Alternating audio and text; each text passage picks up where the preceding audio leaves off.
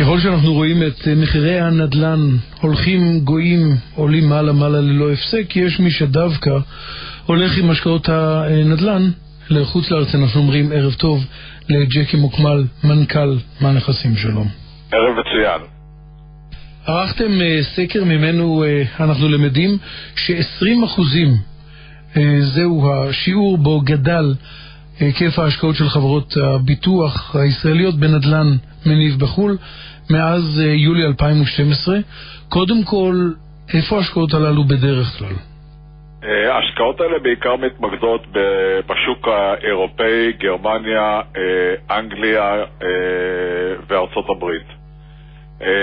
השוק הישראלי למעשה, שוק ענף הביטוח בעיקר, שצבר הון מהעמיתים לביטוח שלו, מחפש נתיבי השקעה די רחבים בשוק הזה.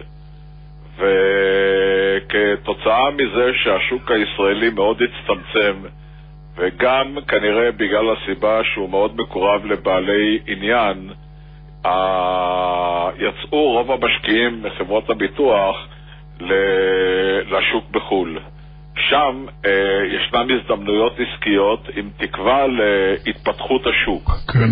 וכנראה שהתוצאה הזאת מגרה מאוד את המשקיעים האלה לצאת החוצה. אתה יודע, אנחנו מדברים הרבה על מחנק האשראי, ואנחנו יכולים דווקא לראות כאן שאנחנו מדברים לא על חברות שסובלות ממחנק האשראי, אלא להפך. הן אלה שבמסגרות מסוימות נותנות את האשראי, מעניקות את האשראי. אכן ככה, הכסף הזה הוא כסף של הציבור, הוא כסף של העמיתים שבא מקרנות השתלמות, מתעודות ביטוח שנמכרות, ומחפש אפיקי השקעה אלטרנטיביים, כאשר מפקח על הביטוח גם אפשר להם 10% מהונם להשקיע בנדל"ן מניב. ואז אנחנו רואים את העניין הזה גורם לכך שהמתח זולג מן הארץ. בין השאר, אני מניח שאנשים מחפשים לא רק עליית ערך, אלא גם תשואה. על אילו תשואות אנחנו מדברים כשחברות הביטוח מתעניינות? אנחנו מדברים על תשואות שהן כביכול נמוכות ב1% מההשקעות האלטרנטיביות שיש בשוק, כתוצאה מזה שהכסף שלהם הוא יותר זול מגיוס ההון של הציבוריות. בגלל שרמת הריבית הנמוכה.